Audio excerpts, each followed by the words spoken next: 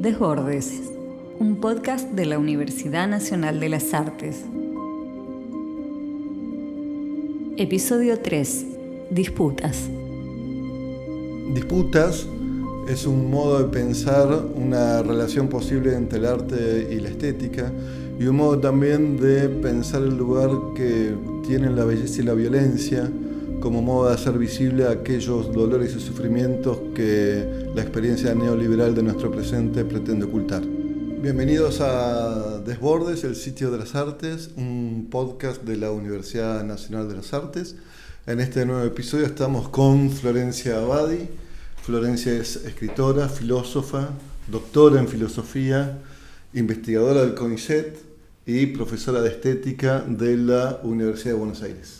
Muchas gracias, Florencia, por estar con nosotros. Por favor, muchas gracias a vos por la invitación. Bueno, la idea hoy, nosotros venimos trabajando, ya estuvo acá María Valdés, estuvo Natalia Tacheta, y la idea es un poco trabajar ciertos problemas actuales en torno a el modo en que existen el arte y la estética en el pensamiento.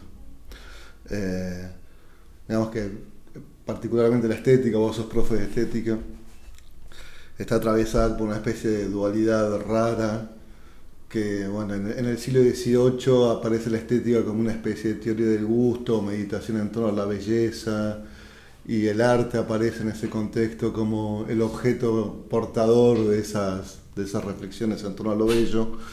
Pero parecería ser que después de la segunda mitad del siglo XX, la estética y el arte se ven obligadas como a repensarse y a distribuir de otra forma la cartografía en la que aplican o llevan adelante su pensamiento. ¿Cómo ves eso? ¿Cómo ves esa transformación del arte y la estética? ¿Y cómo ubicas tus propias investigaciones en torno a esto? Bueno, muchísimo. Me parece muy importante la pregunta, ¿no? Porque la estética, uno puede decir, es un objeto en disputa, es una disciplina en disputa. No sabemos sobre qué trata la estética. Y lo interesante es que nunca se supo, ¿no?, sobre qué trata la estética. Como vos decís, en el siglo XVIII surge, el primero en poner esta palabra se llama Baumgarten, ¿no? Alexander Baumgarten. Yo lo cuento para el público, cosas que podemos contarle a los que no estén tan especializados. Y proviene de esta palabra aístesis, ¿no?, que significa sensibilidad. Uno podía esperar que la estética abordara, digamos, un campo muy amplio en relación a la sensibilidad, a lo sensible, a la sensación, a la experiencia, a la percepción, ¿no?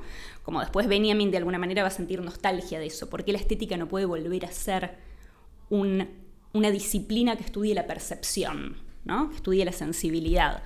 Pero efectivamente con el tiempo pareciera que hay dos objetos que se van quedando con la disciplina, ¿no?, que se van haciendo los objetos centrales de la disciplina, que son el arte y la belleza.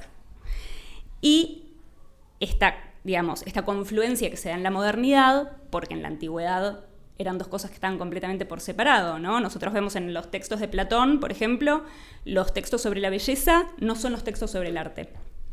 Si uno quiere ver dónde Platón reflexiona sobre la belleza en el banquete, en relación a Eros, al deseo, a la erótica, reflexiona sobre la belleza en el Hipias Mayor, que es la belleza, el diálogo de juventud, y en los diálogos en donde reflexiona sobre el arte, la cuestión de la belleza ni aparece. Entonces, esta confluencia, ¿no?, que efectivamente se instala con Watteau, pero viene un poco antes, la fórmula de las bellas artes, que constituye, digamos, como el centro de lo que podría ser la manera en la que la estética se determina a sí misma, se delimita a sí misma su objeto en la modernidad, es algo, digamos, completamente moderno, en donde lo específico de las artes, es decir, de las técnicas que nosotros llamamos arte hoy representativas, o sea, lo que distinguía en la antigüedad a la pintura, a la literatura, no existía la palabra, pero digamos, a la poesía, al teatro, a lo que nosotros llamamos artes, de la carpintería, la medicina, la construcción de armas, era la cualidad de la mímesis, que es una palabra que a mí me interesa muchísimo. Mi investigación en CONICET es sobre este concepto de mímesis, que rompe aguas acá, digamos, en la modernidad. Es como un concepto que uno podría decir, bueno, parece que queda perimido, pero en realidad es eso otro que habla de una ruptura, de una separación entre el arte y la belleza. Y vos me decías qué pasa en el pensamiento actual, me demoré, pero ahí llego a responder un poco tu pregunta. Bueno, sí, efectivamente, a partir de la segunda mitad del siglo XX, o de la primera mitad, para algunos con las vanguardias, yo creo que se puede retrotraer a la crítica del romanticismo, al neoclasicismo, esto que voy a decir, que es el divorcio entre el arte y la belleza. Pareciera que el arte y la belleza se separan nuevamente. Entonces, de pronto también, muchas de las reflexiones de la antigüedad cobran nueva actualidad, ¿no? Porque esta separación hace que a veces nos parezca más actual el pensamiento de Platón que el pensamiento de Kant, ¿no? O sea, puede volver a aparecer de este modo, que leemos a Kant y decimos, pero ¿por qué habla no sé, si es bello el canto de los pajaritos? ¿Cómo es que el arte está vinculado al canto de los pajaritos? Nos parece mucho más actual pensar que, bueno, que el arte manda mensajes subliminales, como lo decía de algún modo, lo sugería de algún modo Platón. Y esto me parece muy interesante porque, más que aceptar nosotros este divorcio y celebrarlo, me parece que eso deja, por un lado uno puede decir, bueno, está bien, la estética entonces deviene una filosofía del arte, eso ya estaba así, digamos, se había dado ese paso con Hegel, que había dicho, bueno, la palabra estética la conservamos solamente por la tradición, pero en realidad el arte es un producto del espíritu autoconsciente, y eso es lo que nos importa en esta disciplina, entonces en realidad tendremos que hablar de una filosofía del arte. Que ahora podemos charlar de todo lo que implica pensar la estética como filosofía del arte. Pero el punto es que en ese desplazamiento de la filosofía de lo bello, como que nadie agarra la belleza. No hay otra disciplina que tome la belleza como objeto. Entonces, digamos, uno puede decir, podemos entonces decir, bueno, la belleza ya no es un objeto del abordaje filosófico, el pensamiento, no importa más, ya nadie piensa la belleza. Desde ya que hay muchas, yo creo que en el pensamiento contemporáneo retorna la cuestión de la belleza, tratando de, digamos, de reflexionar o de superar ese lugar relegado o ese lugar en donde la belleza había quedado en relación con lo sublime en la modernidad, en donde la belleza era el reposo, la forma, la armonía y lo sublime, lo infinito, el movimiento, el sufrimiento, todo, digamos, todo lo interesante, podemos decir, le quedó a lo sublime. Entonces, como recuperar la belleza, por un lado, de una modernidad que sí la pensó, pero la encerró en ciertos conceptos, y ver, esto tiene, o sea, podemos entregar la belleza como objeto. Hay una frase de Terry Gilton que a mí me encanta en la ideología estética que dice, ahora sí la puedo, más o menos me la acuerdo, que dice, las vanguardias tuvieron una respuesta contundente respecto de lo cognitivo, lo ético y lo estético. Dijeron, la verdad es una mentira, la moral apesta y la belleza es una mierda. Y tenían razón, dice Terry Gilton. Es cierto, porque la verdad es un comunicado de la Casa Blanca, la moral es la mayoría moral y la belleza es una mujer desnuda promocionando un perfume. Está bien, dice, tenían razón, pero son demasiado importantes la verdad, el bien y la belleza para entregárselas con desdén al enemigo, digamos. No es que uno puede decir, bueno, ya no nos importa más. Podemos decir que ya no importa más la belleza. No hay en realidad que volver a pensar la belleza después de haber atravesado toda esa larguísima historia en donde primero hubo una gran teoría que creía que la belleza era una propiedad de los objetos, la proporción, la armonía, todo, ¿no? Que había objetos bellos y podíamos definir a partir de esas proporciones. Después, digamos, la modernidad hizo este desplazamiento de lo subjetivo y la belleza fue una sensación de placer del sujeto, ya sea del cuerpo para los empiristas, de la imaginación y del entendimiento para la filosofía trascendental.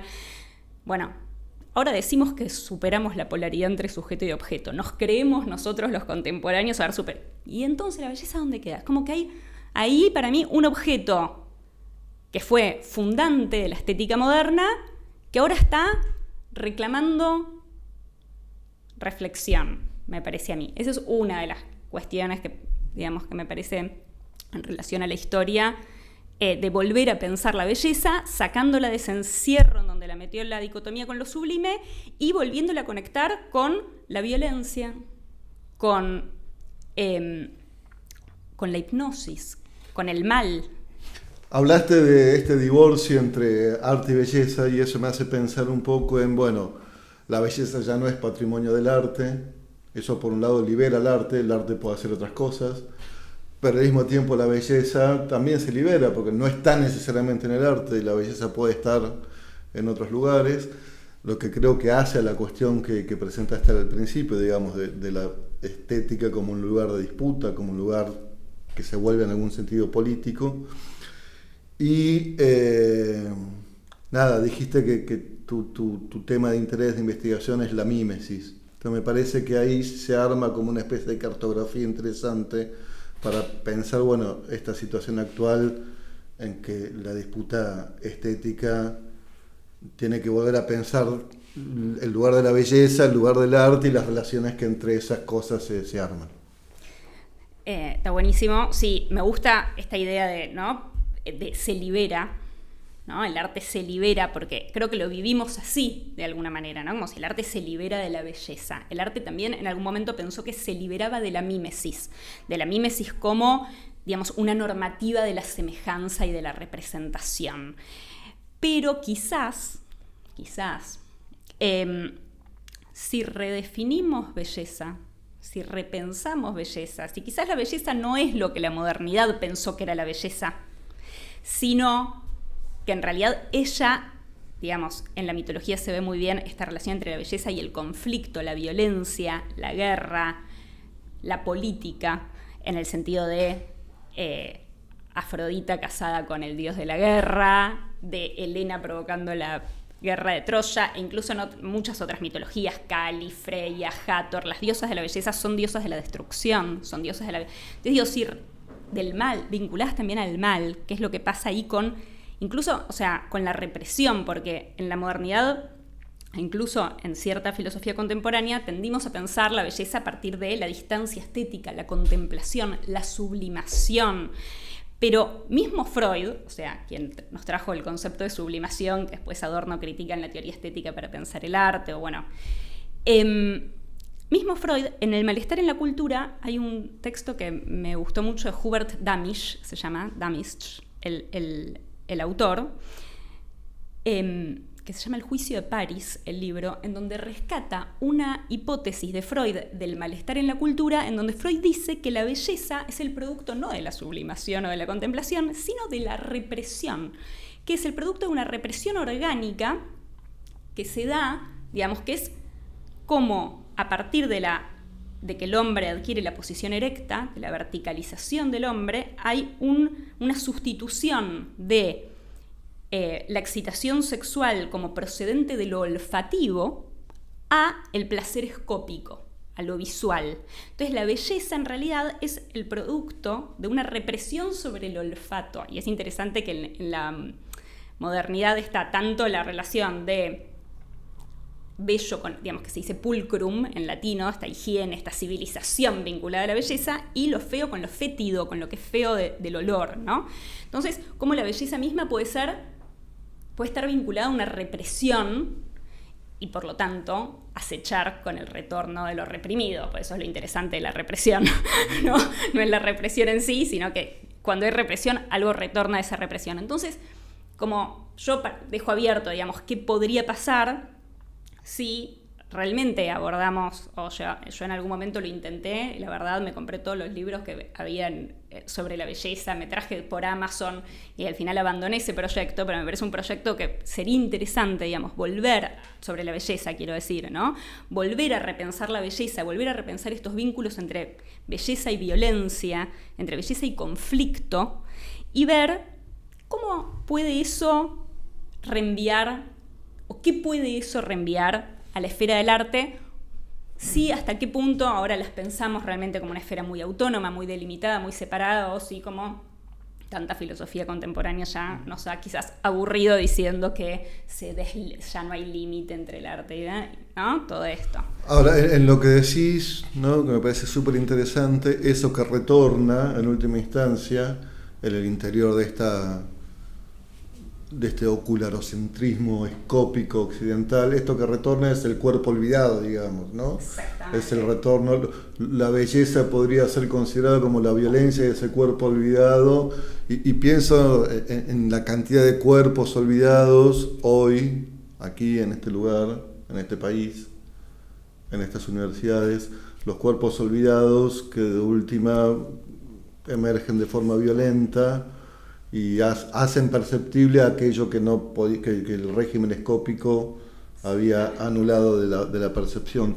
Y ahí digo, otra vez vuelvo a esta idea tuya del inicio, esa idea de ese lugar de la estética como un lugar de disputa, digamos, ¿no? Porque también en lo que te escucho, por ahí escucho mal, digo, ese lugar de disputa es el lugar de disputa de un cuerpo, o de esos cuerpos que habían permanecido olvidados, reprimidos o denegados para mantener cierta literatura psicoanalítica.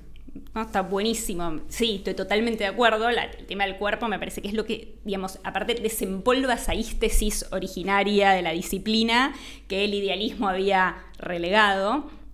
Y sí, estoy totalmente de acuerdo. Ahí de lo que se trata es de volver a pensar las conexiones entre estética y cuerpo. Me gusta esto de los cuerpos olvidados, porque sí, son cuerpos relegados en la disciplina y en la política, ¿no? Y en el modo de aparecer, en los cuadros, en las sinfonías, hay todos unos cuerpos que ahí no aparecen, digamos, ni en lo que escuchamos, ni en lo que vemos, ¿no?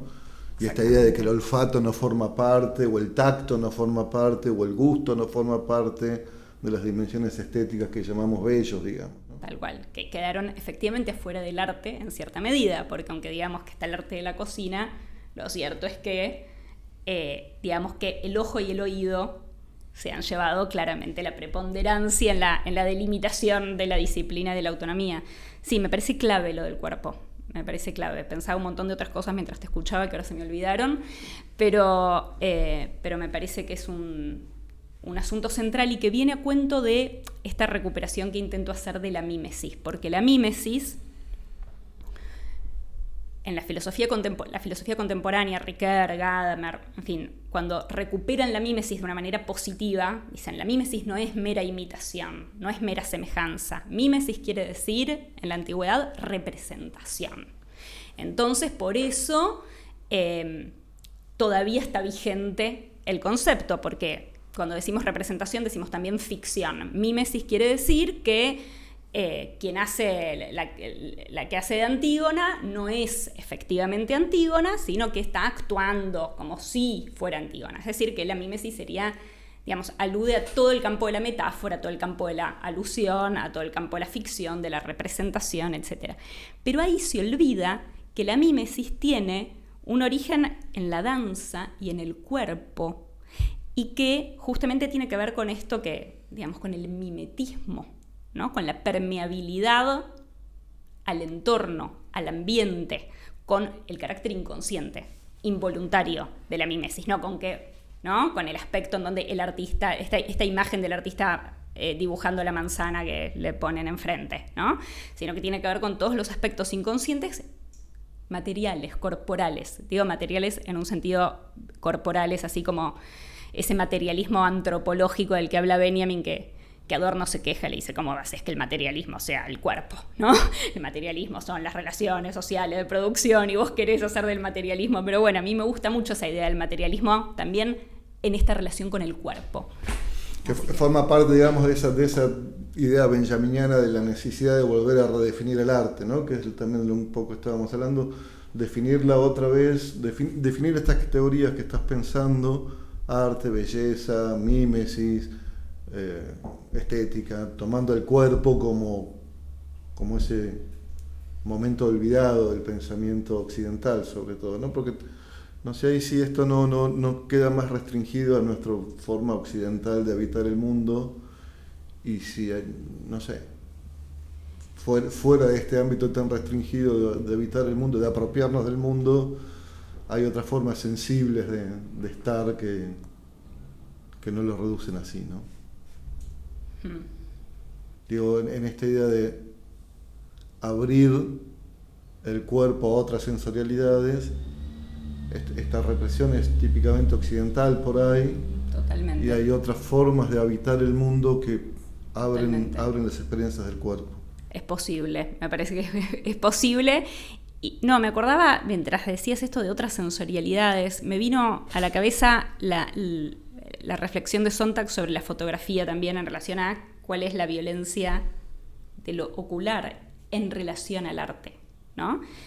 Creo que eso podría ser también un campo de estudio. Digamos, hoy la fotografía tiene un lugar que ni Sontag pudo imaginarlo, ¿no? Como que fue creciendo ya de una manera absurda. Entonces, bueno, lo visual, pero me parece que lo que nos dejó Sontag ahí para pensar es nuevamente esto del disparo, ¿no? La cuestión de la fotografía, la agresividad de la fotografía, la agresividad de digamos, de esa predominancia de lo visual. En fin, me fui medio para otro lado, pero te escuchaba pensando eso, cuando decías otras sensorialidades, pensaba, bueno, sí, las de Occidente claramente, digamos, cada vez más, si se quiere en realidad, priorizan. Pero aún en el interior de esa visualidad, ¿no? Siguiendo a Sontag, pero también, bueno, pienso ahora en Didi Huberman, todo eso que dentro de la visualidad parece como invisibilizado, como no visto, como imposibilidad de ver, ¿no? El ejemplo que Didi Huberman toma de Farocki, la imposibilidad de ver los campos de concentración, por ejemplo, de hacerlos perceptibles, pese a que los aviones pasan en 1942, 43 y sobrevuelan los campos, no los pueden ver porque hacen vuelos de reconocimiento, pero eso no se les aparece como visibles, y hoy ves las fotos y bueno, están ahí, son visibles. Entonces hay como un retorno también de eso invisibilizado aún en el interior de lo visible, que me parece interesante para pensar esto también de la mímesis. ¿Qué es? Bueno, a ver, ¿qué es hacer visible algo? Mientras te escuchaba, pensaba también en la frase célebre de Paul Klee: el arte no imita lo real, sino lo posible, ¿no? No se trata de imitar lo real, sino lo posible. También como esa pulsión para ser perceptible o hacer sensible o dar al espacio de la sensación todo eso que había permanecido oculto, aún en lo evidente, ¿no? Aún en lo que es más evidente, insertar esa violencia estética que hace estallar lo que no habíamos visto, lo que no habíamos percibido. Totalmente. Sí. Me acordaba de Kuhn cuando dice que esto de la teoría que hace, ¿no? Que es cómo la observación depende completamente de los prejuicios que tengamos, de los parámetros previos, ¿no? No percibimos, no hay nada visible fuera de lo que anticipamos como visible, ¿no? La importancia de esa anticipación. Y creo que sí, que el arte efectivamente puede hacer visible cosas que no están visibles. No hay esta voluntad de no percibir, no percibir, sos vecino de un campo de concentración, ¿no? Como dice Didi Huberman, en Imágenes pesa todo, o en otros libros. No querés oler, no querés oler los crematorios, no querés oír los gritos, no querés ver los trenes llegando, digamos, hay una voluntad muy fuerte de no querer percibir eso que es evidente. Sí. Ahí me pensaba mientras te escuchaba cómo en esta idea de la violencia como parte de este gesto propio de la belleza, de totalmente. El arte traer tiene acá eso que estaba reprimido, Tal pero cual. voluntariamente reprimido, Sí, ya sí. como política de la represión, ¿no? Y el arte la belleza o la estética disputando ese lugar para decir, no, paremos un poco, porque acá hay otras cosas para percibir, hay otras sensaciones para ser sentidas. Entiendo, sos muy duro con el vecino de los campos de concentración, pero entiendo la perspectiva, sos muy duro en el sentido de, no quiere oír, es cierto que no quiere oír, pero digamos que también creo que lo que está bueno de toda esta relación del arte con el sufrimiento y con el contacto con un dolor, o con lo no representable, lo no representado, lo no representable, tiene que ver con que el arte hace un trabajo, como lo hacen los sueños, como lo hacen los mitos, como lo hace el humor, ¿no? Un trabajo de elaboración en relación a un conflicto, en donde lo que hace ese trabajo es velar y desvelar, o desvelar, mostrar, hacer visible, en la medida en que también, pone algunos velos, ¿no? Como el ser humano necesita, para tomar contacto con el dolor, algún velo, ¿no? Alguna vez ya hemos conversado nosotros de esto, cuando conversábamos me recuerdo una conversación hace 2 años, no sé si te la acordarás, de la palabra mía en griega, que es la palabra de donde viene mito, que quiere decir entrecerrar los ojos, ¿no? Lo cuento quiere decir entrecerrar los ojos. Y esto significa que el ámbito del mito, digamos, es un ámbito en donde nosotros podemos lidiar con el dolor, lidiar con el conflicto, en la medida en que no abrimos tanto los ojos, pero tampoco los cerramos, ¿no? Los mantenemos en ese punto en donde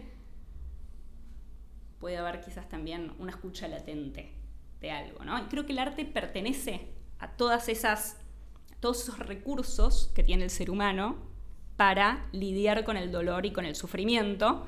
En ese sentido, digo, más allá de que cuando hablamos de la mímesis como representación, para Aristóteles la causa de esa representación sea que gozamos con las imitaciones y gozamos con las representaciones, sí, hay un placer vinculado a la representación, pero sobre todo el arte tiene su sentido en el sufrimiento que expresa, ¿no? O sea, es expresión del sufrimiento, más allá de que haya un placer evidente vinculado a las artes.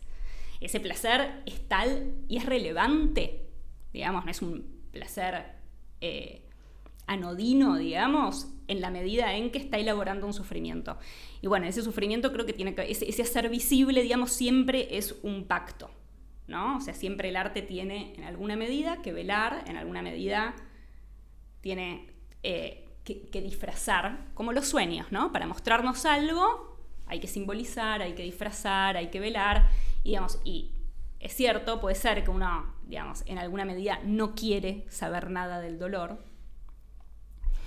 pero en otra medida, sí. No, me quedo pensando en algo lindo que me parece que estás como contorneando, que frente a esa, también volviendo al inicio de la charla, lo que vos dijiste, que frente a esa concepción de la belleza desinteresada como política del gusto del siglo XVIII, Kant, por decirlo de una forma sencilla para los que sabemos filosofía, ¿no? Esa idea de que la belleza es una contemplación desinteresada de un objeto con el cual no podemos hacer nada y quedamos distanciados, y gracias a ese distanciamiento se nos produce el goce. Acá vos estarías como intentando mostrar que en realidad la belleza es un cierto compromiso con el dolor, que estaríamos, y que ya no le pertenece, por eso no le pertenecería necesariamente al objeto arte, sino a todo aquello que de alguna forma se compromete en este límite de lo velado y desvelado que hace perceptible un sufrimiento, un dolor, y estaríamos llamando belleza a ese límite, a ese borde en el cual la violencia puede ser develada, pero el sufrimiento es soportable, digamos. Ser soportable el sufrimiento. Se puede representar, porque si no quedamos en el trauma directamente, ¿no? Como en algo que perfora nuestra barrera, y bueno, con eso ya no podemos hacer nada. El arte nos permite, bueno, poner alguna imagen, un velo, una representación. Me encanta lo de la belleza en ese lugar, muy lindo. Y tiene que ver está bueno también esto de Kant, porque en Kant la belleza es, también uno puede decir, la contemplación es producto de una represión, aunque él no lo diga así, del cuerpo, ¿no? O sea, es como, la idea es que el cuerpo no es relevante, no puede ser el fundamento del juicio de gusto, sino que solamente nuestras facultades espirituales, la imaginación y el entendimiento entran en una cierta relación a partir de la cual tenemos un sentimiento de placer que no es del cuerpo, es puro, ¿no? Les digo, ¿qué pasa con el cuerpo y qué pasa con el dolor ahí y el deseo ahí, ¿no? El deseo es lo que queda al lado de lo agradable, en cambio lo bello no es lo agradable, no es el deseo. Y es el deseo en realidad lo que instala para el ser humano, me parece a mí, el conflicto. Y es el conflicto lo que nos hace trabajar en el sentido de el verdadero trabajo, me parece que es el que hace el arte, aunque digan que es inútil, ¿no? El que hace el arte, el que hace el mito, el que hace el humor, el que hace, o sea, la elaboración del conflicto. Y digo que el deseo es lo que nos pone en conflicto porque el deseo es lo que, uno puede decir desde el psicoanálisis, divide al sujeto. Y cuando el deseo divide al sujeto, lo pone en conflicto. No deseo lo que quiero. Digamos, lo que deseo, voy hacia el mal, voy hacia lo que me hace mal. ¿No?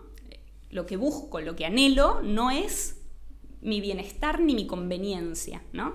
Como el deseo se opone a la conveniencia. Entonces, claro, ahí nos dividimos, ahí nos caemos del paraíso en el que por supuesto no hay ningún arte, ¿no? Uh-huh. No hay arte en el paraíso. El arte, el trabajo, Adán, ¿no? Lo mandan a trabajar una vez después de la caída. En el paraíso no hay ningún trabajo que hacer.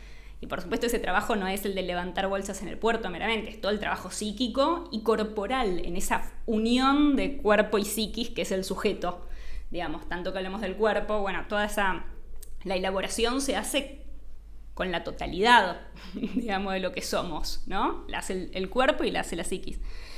Entonces, bueno, es interesante ahí ver cómo esa belleza que quedaba totalmente contemplativa, que quedaba totalmente en Kant, en realidad, claro, siempre igual, Kant creo que no supo hacer la conexión en que aún en ese aspecto en donde la belleza puede velar, separarse un poquito, todo esto tiene sentido porque hay cuerpo, porque hay deseo, porque hay conflicto, porque hay sufrimiento, porque hay dolor, y si no, ¿para qué belleza? ¿No? Como decías vos. Y de hecho en Kant todo eso pasa, como decías vos, del lado de lo sublime, todo ese aspecto más de la violencia, del sufrimiento, de una violencia, de un sufrimiento también distanciado, ¿no? Pero no está del lado de la belleza, sino que más bien pasa del lado de lo sublime, y en esta disputa estética, digamos que la belleza vuelve a hacerse cargo de eso, ¿no? Tal cual, de hecho no es casual que Lyotard, de Man, o sea, que la filosofía contemporánea quiso ir por el lado de lo sublime, dijo, ya fue, la belleza es esta porquería, en realidad la armonía, el reposo, no parece un objeto muy interesante de estudio, ¿no? Entonces como, tal cual, ahí se instaló esto de lo sublime como, bueno, refugio para pensar algo de todo esto que obviamente tiene que ser pensado. Te pido a ver si una brevísima cartografía de esta disputa estética en la cual vos estás instalada. Nombramos ya varios autores. Una pequeña cartografía intelectual de qué podemos estudiar, qué podemos leer, cuáles son los autores que te vienen acompañando para generar este espacio de discusión. Te voy a sorprender un poco con los autores que a mí me viene acompañando René Girard, en el punto en que creo que el arte, más allá de la disputa por la estética, digamos, creo que tiene, y Sontag también, si querés, una autora, me viene acompañando, que es para mí una gran lectora de Benjamin, ¿no? En el punto en que el arte puede ser no solamente un objeto de la teoría, en donde, en fin, había pensado también un montón de cosas que podíamos charlar respecto de la relación entre arte y filosofía, que bueno, se nos acaba el tiempo. No solamente el arte como objeto de la filosofía y como objeto teórico, sino como la reflexión que está en el arte como filosofía, si se quiere, en sí misma, en donde lo que hace Girard es descubrir en ciertos autores de la literatura, por ejemplo, el deseo mimético. Es decir, descubrir, que en fin, ahora no me pongo a explayarme sobre el deseo mimético, pero sí aconsejo muchísimo buscar a Girard y ver cómo, a partir de ciertas novelas, él descubre, digamos, ciertos núcleos fundamentales del ser humano, para decirlo así, de esa relación del ser humano con la violencia, con la envidia y con el deseo, cómo el deseo está conectado con esto. Después, si tuviéramos, digamos, hay algunos autores que me parece volvieron a traer la belleza al campo de estudio, pero no es cierto que yo hoy en día esté realmente trabajando con ellos, digamos. Se puede mencionar a Foster, se puede mencionar a Damisch, que lo mencioné, se puede mencionar a Schaeffer, se puede mencionar también, si se quiere, o sea, a Rancière, digamos, me parece que hay en la filosofía contemporánea mucha cuestión en relación a la estética, ¿no? Esta cuestión de que la estética parece ser tan abierta para querer decir tantas cosas que todos la usan un poco como... Pero digo, muchos de estos autores retomaron la cuestión de la belleza también, me parece, Foster en particular. Y la cuestión de la mímesis también, yo no soy tan de estar en lo último, la verdad, de estar en lo que se está publicando ahora. Sigo leyendo de pronto a Queloz, a Girard, a Benjamin. La mímesis la trabajo a partir de Avi Warburg, autores quizás a veces más que no están tan en la cresta de la ola hoy en día, pero bueno, no me ha sido dado estar en la cresta de la ola, así que... y Sontag me viene haciendo pensar mucho en esta relación. La verdad, la fotografía me parece un objeto fundamental de la estética hoy en día. Me parece que ya, digamos, van pasando cada vez más cosas que hacen que haya que volver a pensar la fotografía, y pienso que ahí hay algo, dio unos pasos fundamentales para volver a mirar también. Buenísimo. Muchas gracias, Florencia. Gracias a vos. Por presentar esta idea. Calor acá. No, por la gracia por presentar esta idea fundamental de la estética como un campo de disputa. Me parece que eso es un punto súper importante para todas y todos los que estamos tratando de pensar cuál es el lugar de la Universidad Nacional de las Artes dentro de este mundo tan complejo, difícil y violento que nos está tocando vivir, y la función que las artes cumplen en la hora de hacer soportable el sufrimiento y el dolor que las experiencias neoliberales ocasionan en nuestros cuerpos. Así que por favor, un gran gracias por ayudarnos a pensar eso. Por favor, gracias a vos, muchas gracias.